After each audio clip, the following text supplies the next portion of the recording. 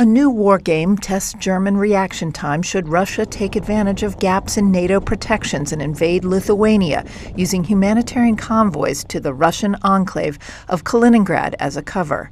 The simulation, conducted by a German newspaper, shows how Russia could seize NATO territory in days using minimal forces before the alliance has time to invoke Article 5 for its collective defense. NATO's former spokesperson, who played NATO's Secretary General, said discussions about whether to invoke Article 5 took too long as Germany waited for a political signal from the U.S. The message from Washington in the war game was that the president was not interested in getting involved in another European war and believed that Putin wanted peace. For years, NATO assumed Russia could not threaten Europe militarily before 2029, given the losses in Ukraine.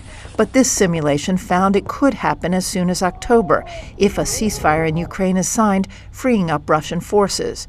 One NATO expert pointed out the war game forgot to include Lithuania. I think it's an unrealistic war game. What I find most alarming is a sense of not appreciating how much has already been done in the Baltics to shore up security. The German Army's 45th Armored Brigade took charge of a newly activated multinational battle group in Lithuania last week, the German military's first permanent foreign deployment since World War II. Would Russia look at Lithuania with 1,000+ American troops, with a robust and well-exercised Lithuanian military, and say, well, I think it's going to be a piece of cake in the way that it seemed in this war game? The Baltic states are already spending nearly 5% of GDP on defense, following pressure from President Trump and Russia's invasion of Ukraine.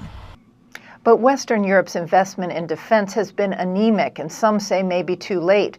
A British military think tank reports the UK would run out of ammunition in 8 days should there be a war in Europe.